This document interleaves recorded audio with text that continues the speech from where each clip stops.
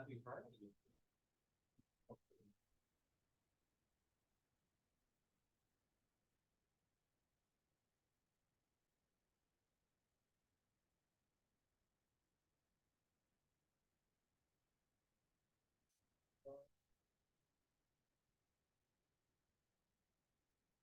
Some people are training a lot.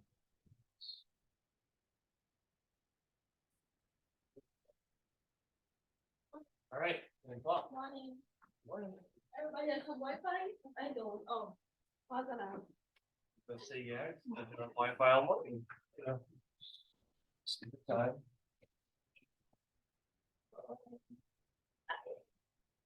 Always equivalence relationship on Monday. For the elements that have steps. For the daily quiz, remembering what that notation is.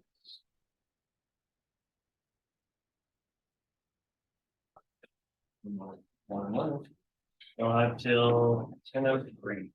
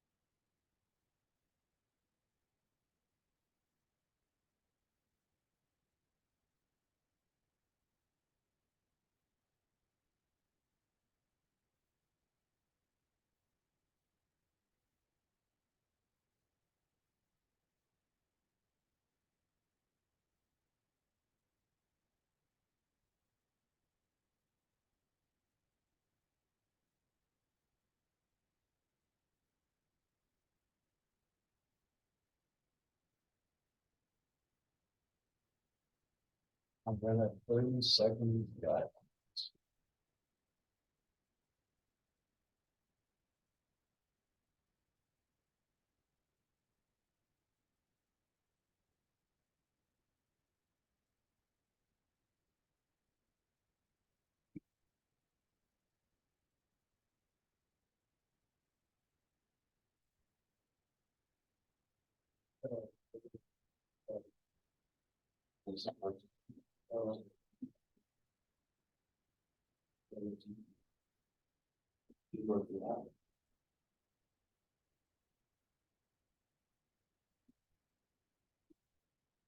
Let's see, 10 seconds to get your pizzas in.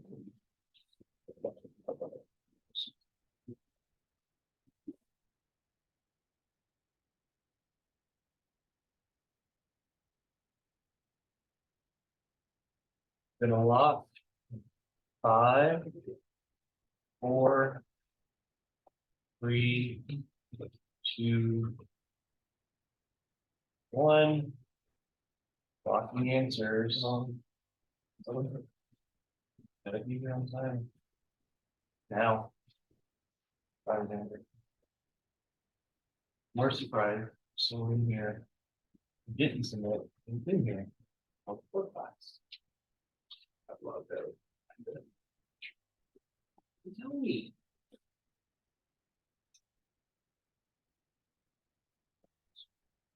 What's the answer? You can't do it. We just can't have negative. What is this set indicating? Is the what of the element 0?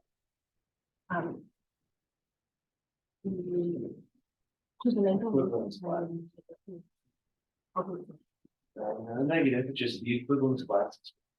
All of them, asking for what are all the elements that are equivalent to 0 under this equivalence relation. 0 is the only thing that's in there. If it's out, what gets related to 0 or anything equal to 0 or equal to negative. I'll go into it.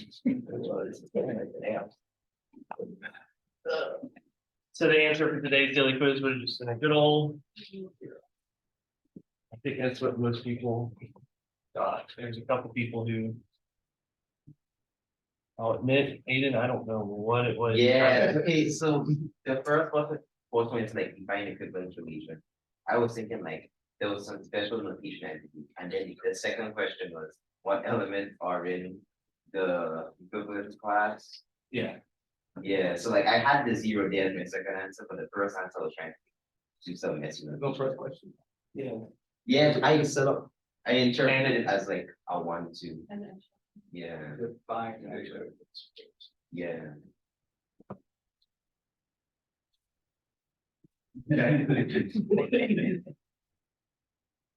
I'll just say, okay, move on. But no, I mean, at least that makes a lot more sense now.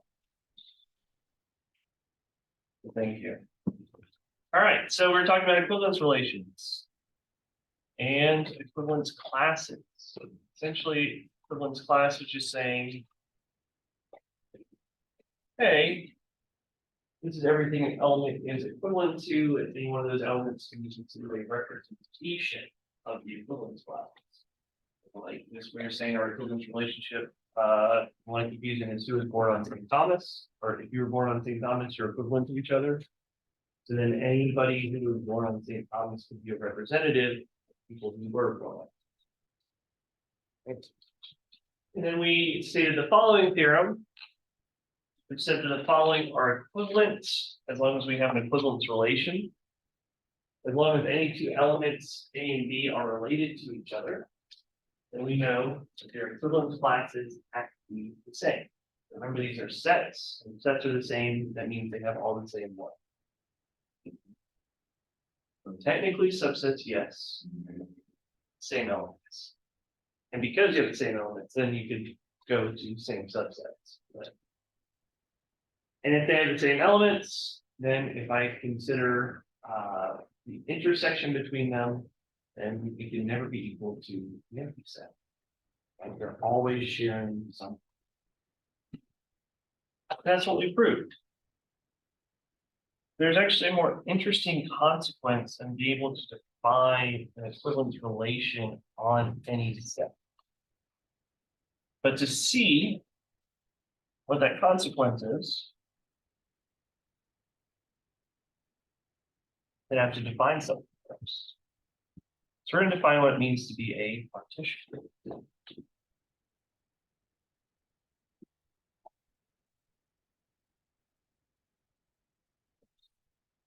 Partition on a set B is a collection of disjoint subsets of B.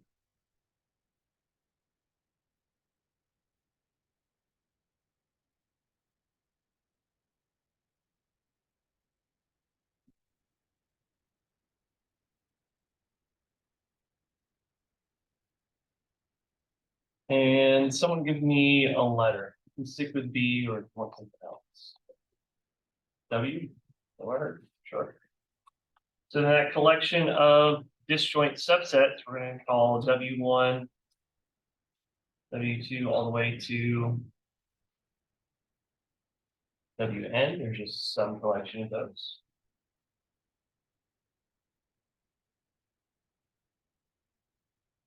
Such that if I union every single one of these disjoint sets together, I get my entire set back. So partitions are just a way of breaking up any set into these distinct pieces that if I combine all those pieces back together, I get what I started with. So visually, we can think of it as if I have some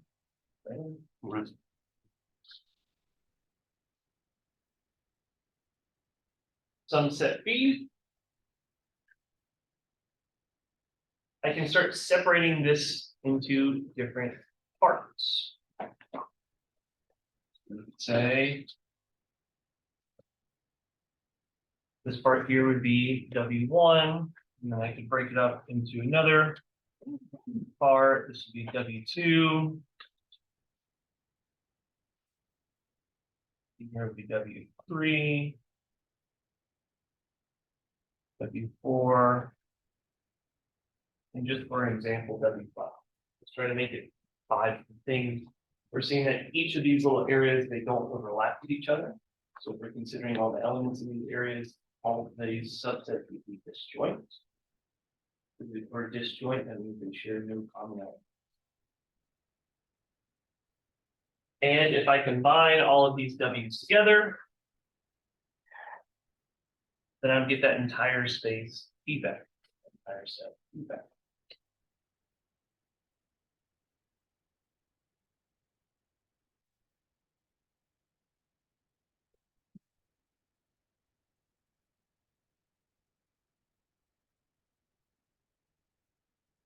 That is not the only way I could have broken this up. Because you've drawn a new picture that would give me a new partition.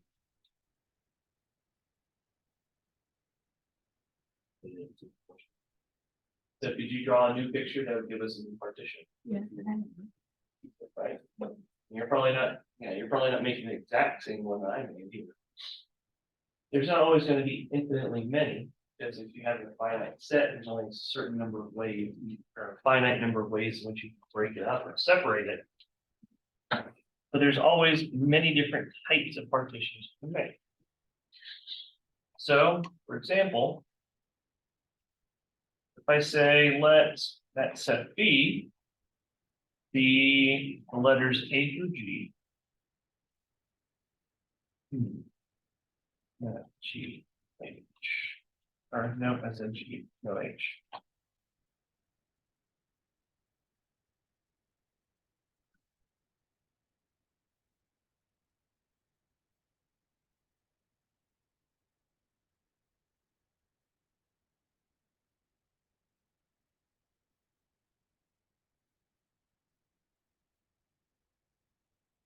Right. Yeah. One.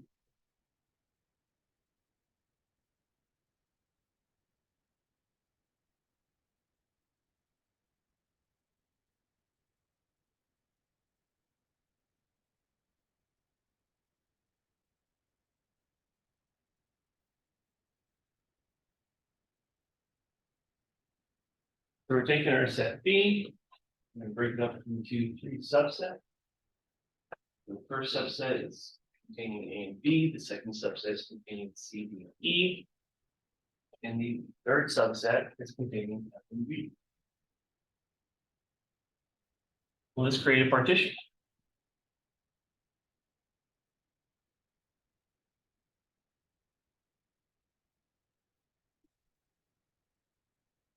So to be a partition, I have to satisfy 2 things. Every pair of these subsets that I take need to be disjoint. So are these subsets disjoint from each other? Yeah. If I look at the intersection of W1 and W2, it would be the what?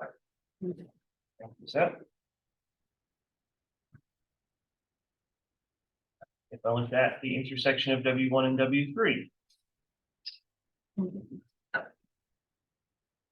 and W2, W2's not empty set. This is the answer before I said anything else. W2 intersect W3 is the other set.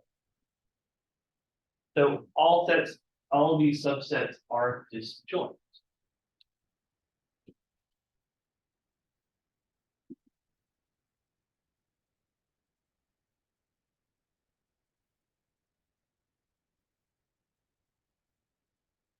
And the second part is I need to be able to union them all together and be able to recreate or get back the set B.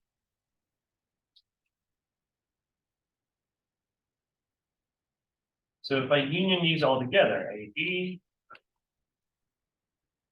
and then C, D, E,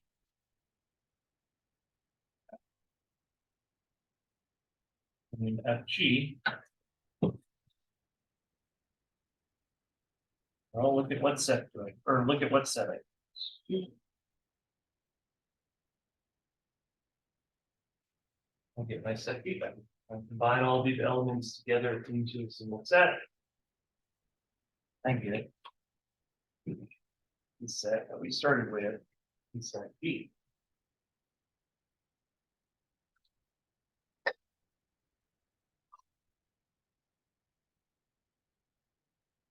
So is this partition?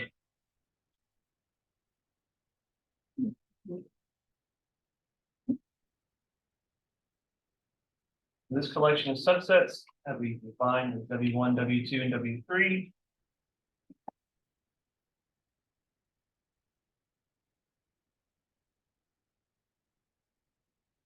Is the partition of that set B.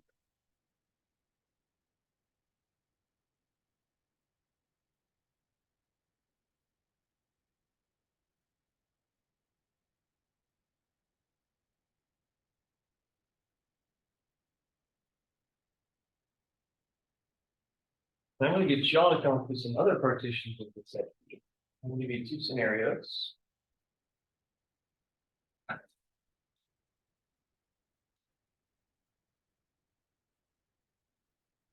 First one is I want you to partition the set B into two subsets. Second,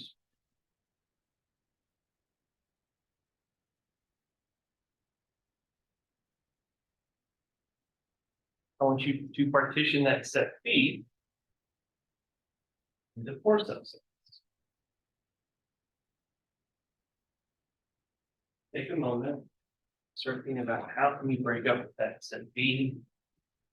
You partition of two subsets or a partition of four and a partition of four subsets. Write them out on your own view.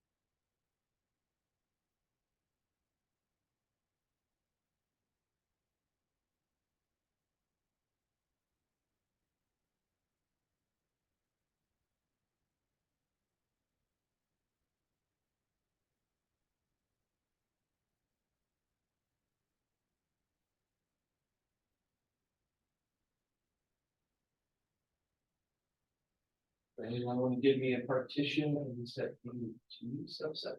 What did you do?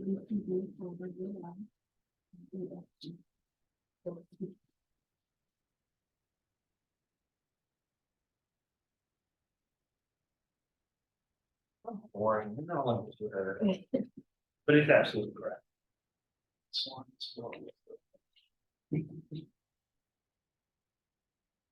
This is an example. Yours could have been different. The key thing you just got to make sure of is when you grade your example, sets W1 and W2 should not share any elements in common. And that when I join them all together in the union, they should give me everything in B. What about for the second one? Someone else other than Wikipedia. All right, we're doing it. Are we doing this? It's correct. Correct. That's W2. Yep. Yeah. Then W4. That is absolutely a valid partition of set B. What is the largest partition, the largest number of subsets that I can make? Hard enough. So obviously we want these to be empty. There's this technicality, we can keep tacking on empty subsets, right? The empty set over and over and over again, you put more and more and more. That's not creating anything interesting. It's just being a little bit of mathematical jerk, right? And technically, yeah, couldn't use an empty set, right? So if we want to consider subsets or partitions where every part of that partition has something in it, the most I can have is number of elements, which is 7.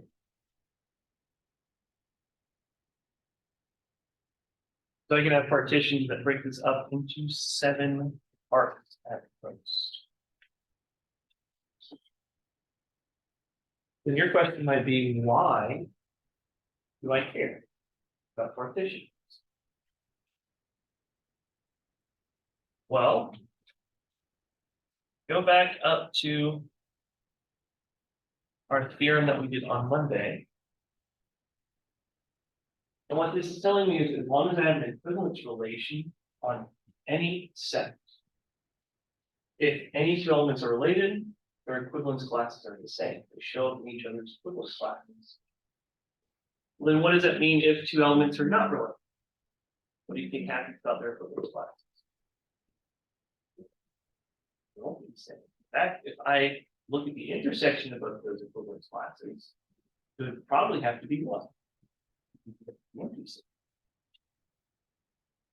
So it turns out, looking at these equivalence classes will always create a partition. And any partition that you actually create is really a result of some equivalence relation.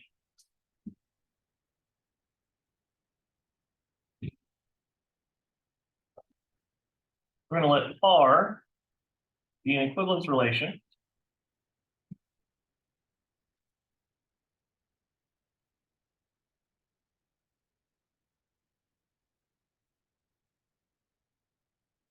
On a set capital P.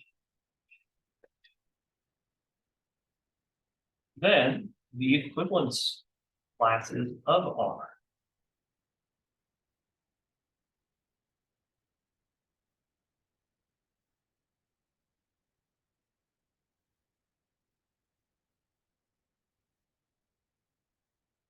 form a partition.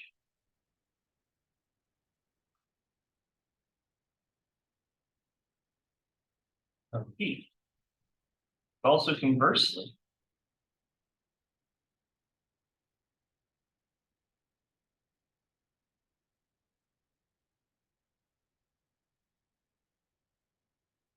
given a partition W1 Wn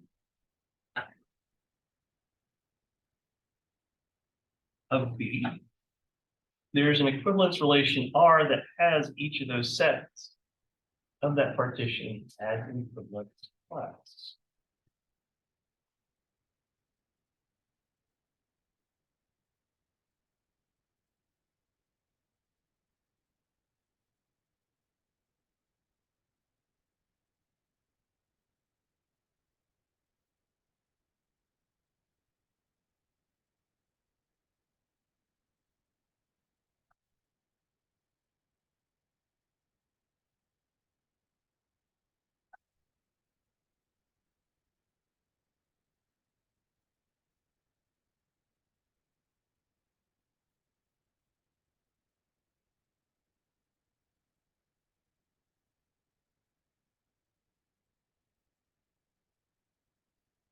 The major consequence of this is we need to think about how it's going to apply to databases. As long as I can define an equivalence relation on that database, on that set, I can find a way to cleanly separate that entire set into smaller pieces that are completely disjuncts.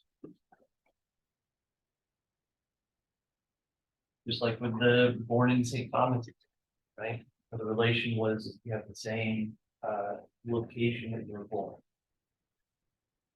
If you were not born on St. Thomas, there's no way you could be equivalent to anyone who was. And we'd be creating these clear separations of people who were born on St. Thomas and who weren't. People who were born in St. Lucia or St. Kitts, for example. Right? We create ways to partition. But the flip side is, and kind of interesting, that as long as I can break up and I can make a partition, there is some equivalence relation out there that I could find that would make those partitions from its equivalent classes. It's a little bit more difficult to go in the reverse direction, but point is that it is possible.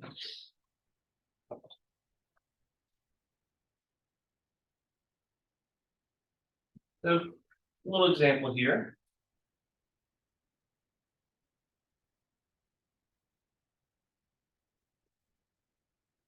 We're going to list the ordered pairs in the equivalence relation R produced by a particular partition that we saw earlier.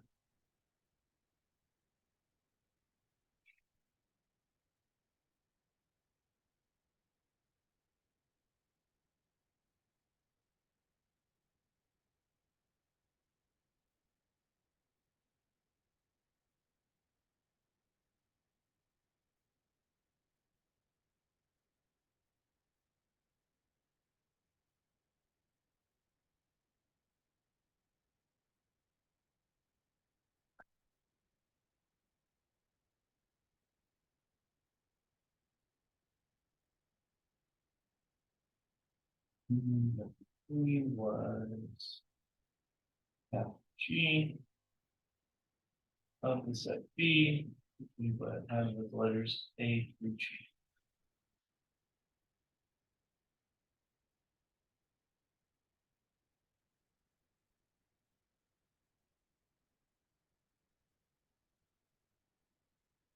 Essentially, thanks to understanding that equivalence classes are the same or disjoint for any equivalence relation, it's pretty easy to see that we can make a partition from this. However, we want to see how can we go get a relationship from a partition. We're going to take that example that we initially saw on that set B, the initial partition. We're going to define all the different relations that exist inside of this relationship R that would produce the same partition.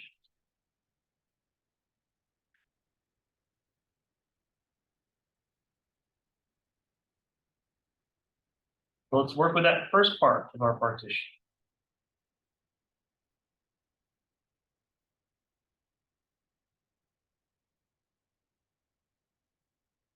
This is now saying that we're relating it to an equivalence class.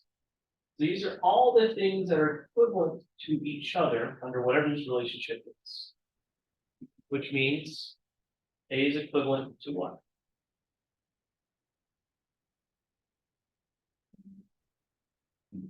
B. They're in the same equivalence class. They're in the same partition. Which means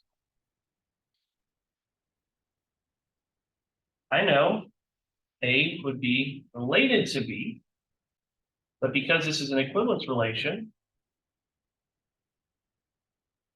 what other order pair would I have? The A. Because this is an equivalence relation, I know I have the symmetric property. If A is related to B, then B is related to A. But what else? What other relationships would I get from this partition? A is related to itself, and B is related to itself. We have that reflexive property.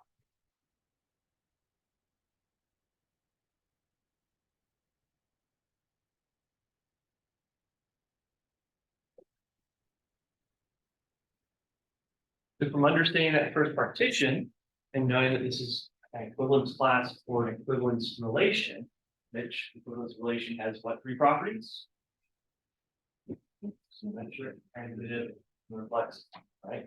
Using all that information, I can build what all those relationships are coming from that first partition. What about that second partition?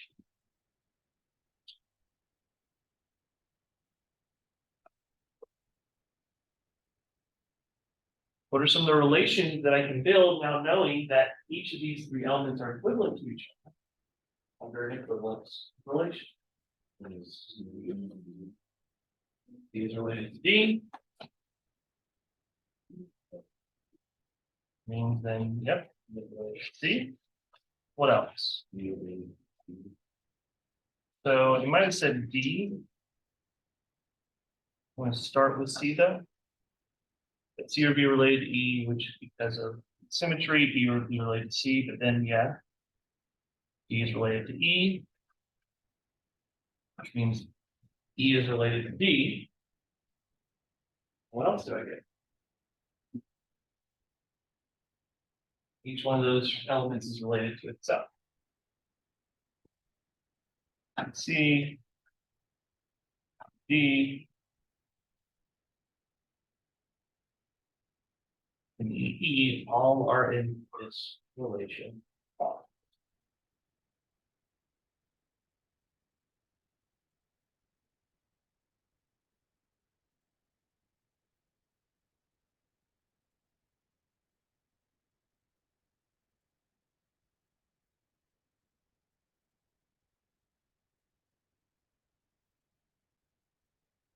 What about for that last partition? Containing the elements F and G.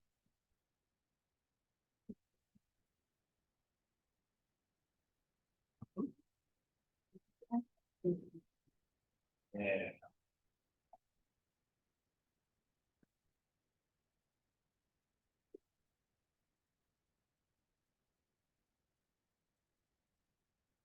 So I might not have some fancy abstract rule, be able to relate all these elements together, but I can now tell you what all these relations are for this equivalence relation.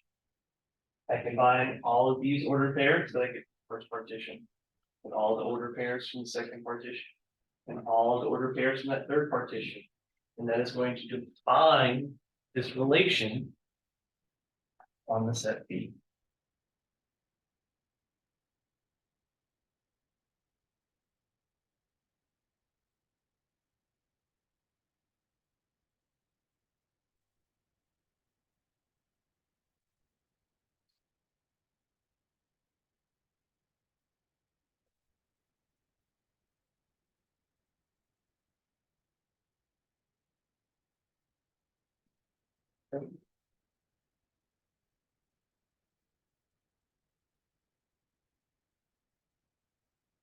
How are we feeling?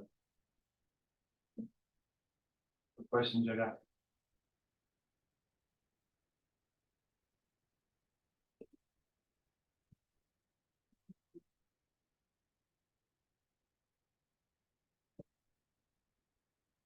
All right, well, let's go the other way.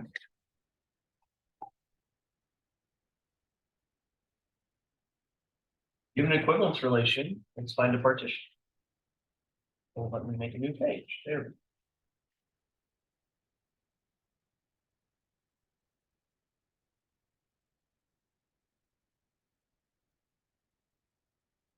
This is going to be from the example that we had on Monday, which we called example gamma.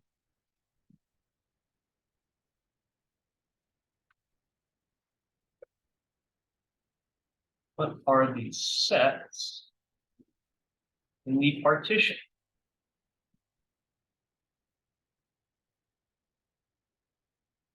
Of the set of all bit strings arising from the relation R on the set of all bit strings. What are the sets in the partition?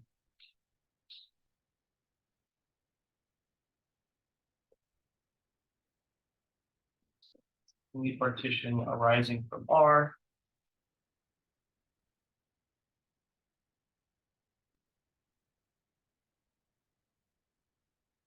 Set of all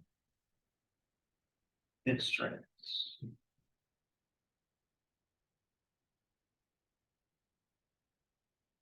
So I'm going to go up and copy that relation from before. But essentially had two things, two ways that we could relate two bit strings together. One of them, if they're the exact same. And the other was if they were at least like 3, with the first 3 bits in the bit string being the same.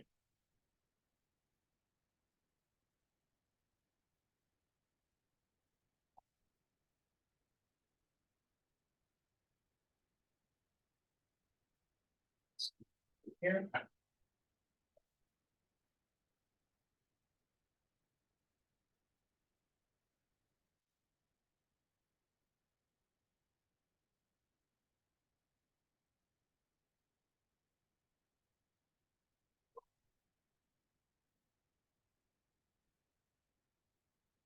So there's your amount. We showed that this was an equivalence relation, which means I should be able to make a partition for the set of all bit streams. So every single bit stream. And the partition is going to be based on defining the equivalence classes from this relation. So I have to start thinking of, okay, what are the equivalence classes that I can create? Well, I kind of get a natural separating point based on our relationship R. If my bit streams are less than length 3, well, I can quickly define what their equivalence classes are. Oops.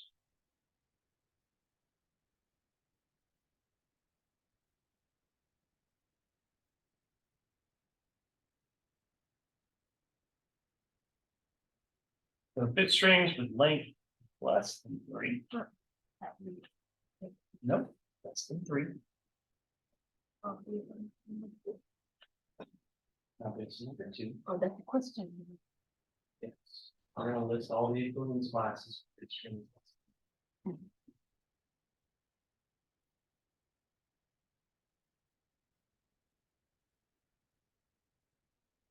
So what is one bit string that you can think of? Length less than 3. 0.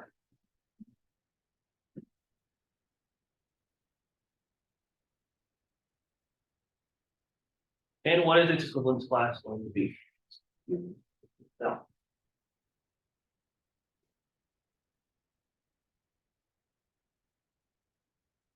Yep. If I look at the equivalence class for the bit string 1, what is it going to be? Just 1. And I start thinking of, okay, what about my bit strings of length 2? I have 0, 0. Always going to be itself. 0, 1.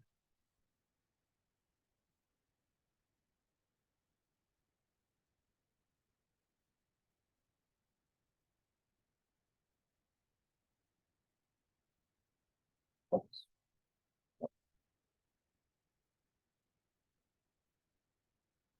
And then the last one would be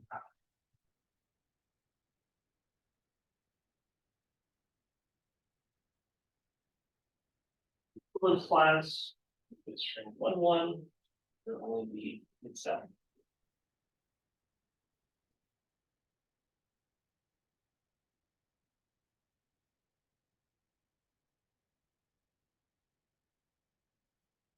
What about bit strings?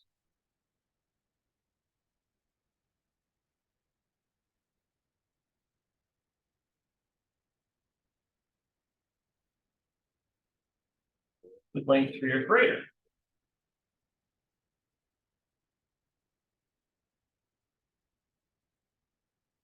Well, what's one bit string of length 3? 0, 0, 0.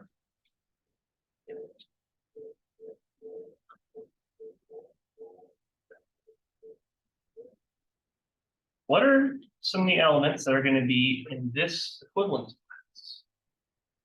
Well, we're already guaranteed 1, which is 1. 0, 0, 0, 3 zeros. Is there anything else that this will be related to?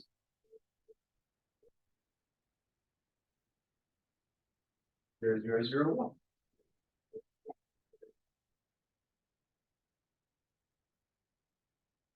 What about another bit string?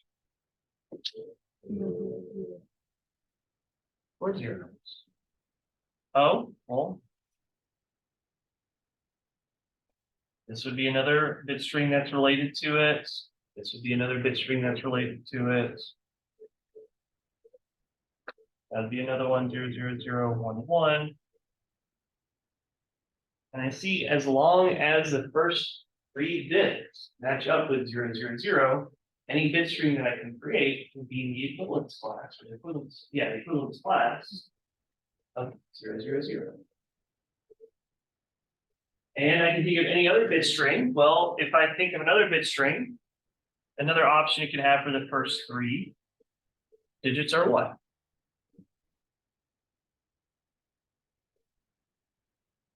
001.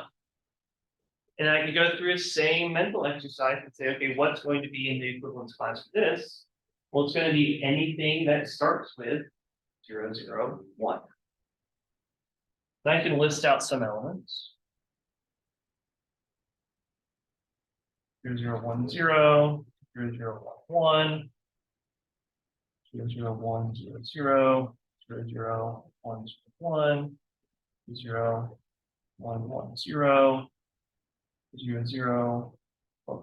001, 1, and I could keep going on in that same pattern. So there are technically how many bit strings in existence? How many bit strings can I create? Infinitely many. But I can start seeing that once I start looking at these equivalence classes, as long as the first 3 digits are different, I can start generating anything else, any other bit streams in there. And these equivalence classes I can see still won't change or share any common elements, because always the first 3 digits will be different. So then we're not going to list out every element in the rest of these equivalent classes, but what are some of the other equivalence classes we can create with this relation? 0 would be creating an equivalence class. It's another one.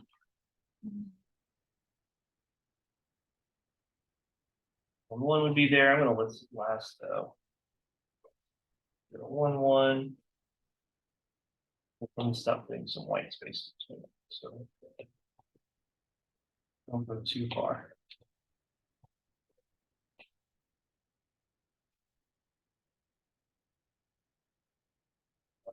One,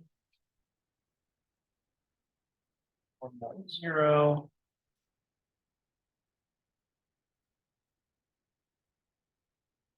and 111. Yeah, I think that gets it. All right. 3, 3, 1, perfect.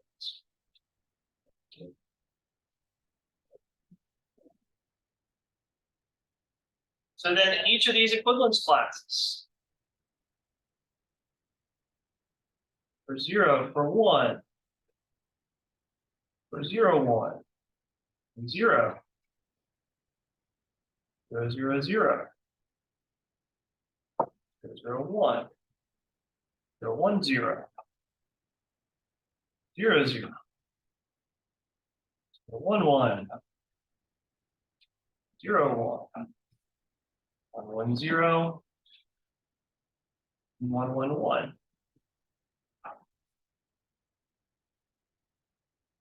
Form a partition.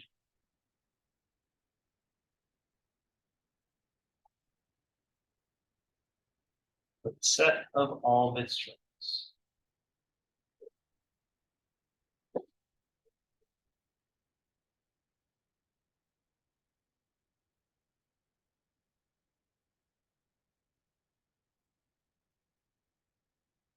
And this leads into kind of a nice little classic example. Anyone familiar with programming language C? C#, C++, C. So it kind of bleeds over into compilers for more modern languages, even. But one of the things with C was when you're defining your variables, I would check to see if the variables were the same or different. It would only check the first 8 characters of the variable name. And if the first 8 characters matched up, it would consider those 2 variable names the same.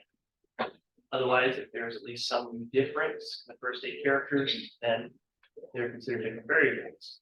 I think, I can't remember the language. I know modern, I think it goes up to 24 characters you can match. So as long as the first 24 characters are the same, then your compiler will consider variable names the same. Not sure if that's true for all languages. I think there's still one language out there. Might be C++. What? mainly it's for you have one and politician by we would like to use it to give it it's Yep.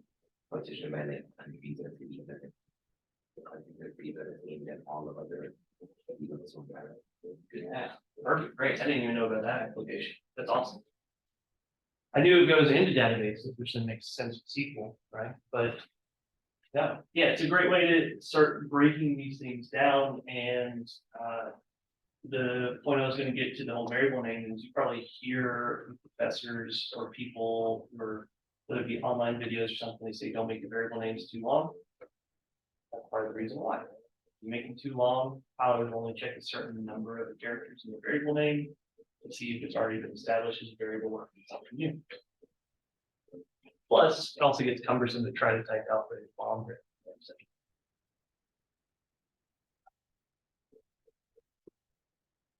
That's cool. I didn't know about the partition.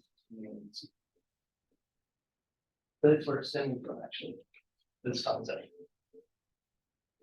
So, what are the questions I got? This is all for new topics. This covers the entire homework. You have everything you need to do. The next homework assignment that's up there. Make sure that you're doing them because there's only a limited number left. How much of your overall grade is determined by homework assignments? 50%, right? So 1 or 2 zeros or missing assignments, you're not fully completing it. It will really hurt your overall grade. Okay? Any homework, get that in job. I think it gave you 1 because everyone submitted notes that first week when I was in Tokyo. So I'll get 1, but that's it. It's mostly good. Doing a one job kind of it. I can't claim. It's online. The final exam is I think we're Monday from 10 to 10, 10:15 to 12:15. So this won't show up in actually I'll still screen share. Wait, does anyone still need the notes up? No. All right, screen share.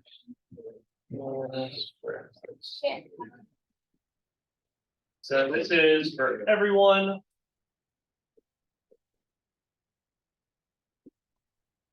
You just go, you go to the registrar's homepage. You're gonna see all the services. You want course schedules because when your class meets, you know, what day is going to determine your final exam. You can also just Google UVI final exam schedule and it'll lead you to either this page or this link. And it loads. Go. Depending on when your class meets and what time, it'll tell you what exam day, date, and the time. So for us, Monday, Wednesday, Friday, 10 to 10:50.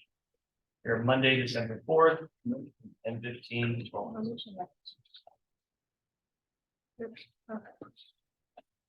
But that should also be something that is established as a syllabus for any one of your courses.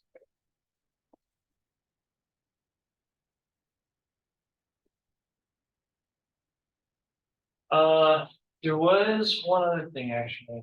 Oops, I got out of here. I haven't graded the homework, the third homework assignments yet. My goal is to do it this afternoon. I'll admit it depends on my motivation to do it. However, I will say that yesterday I did at least upload solutions. So if you're curious now, you can go see what we're looking for or what I was looking for. The hardest one on there was the second one with all those bit strings, right? Yes. What are the total number of bit strings? Make the recurrence relation for the total number of bit strings with 2 consecutive zeros. Well, when I was writing solutions, I probably figured that most of you had difficulty because you were going to write a closed form solution. You're trying to build a closed form solution rather than reasoning how many would I need to grade from the previous. So the easiest explanation I can give quickly in the last minute is saying, all right, well,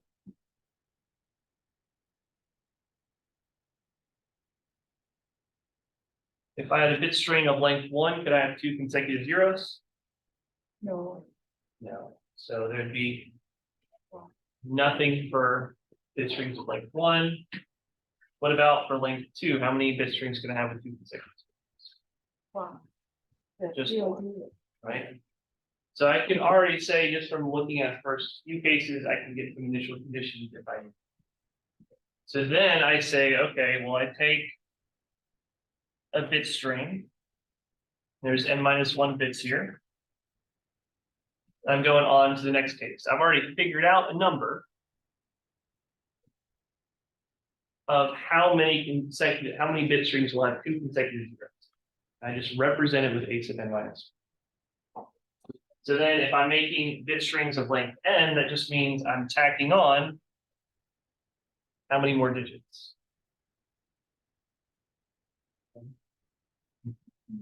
I'm going from a bit string of length n-1 to a bit string of length n. I'm just adding on one more digit. And that last digit, one more digit to make up n, can only either be what 2 cases or what 2 options? 0 or 1. So all you need to do is reason out, okay, well, what happens if that last digit that I add on is a 1 or if it's a 0? Well, if it's a 1, then that means the 2 consecutive zeros had to appear somewhere else than these n-1 bits, which means then there's how many options that is. Whatever a sub n-1 was. That's the kind of benefit of recurrent relation, right? I don't have to define that value, even though we're trained to think I need to know it. I need to know that exact value. It's just a sub n-1. And then I get the case where, okay. Actually, I'm not going to keep going. If you do zeros, the zeros deal into 2 subcases. You can see it. I tried to be a little bit more explanatory than what I would expect you on homework to do. But I did try to write out a little bit more so you can look at the solutions and see what's there. 2 subcases, either then if your last digit is 0, then you either care a digit for it, if it's a 1 or a 0.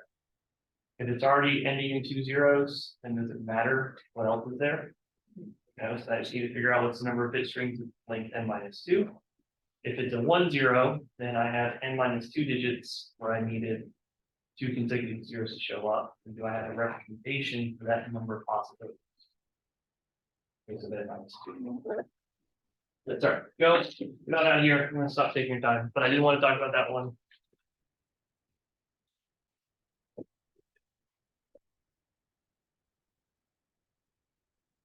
Real quick. All right. Anyone know when you can stop?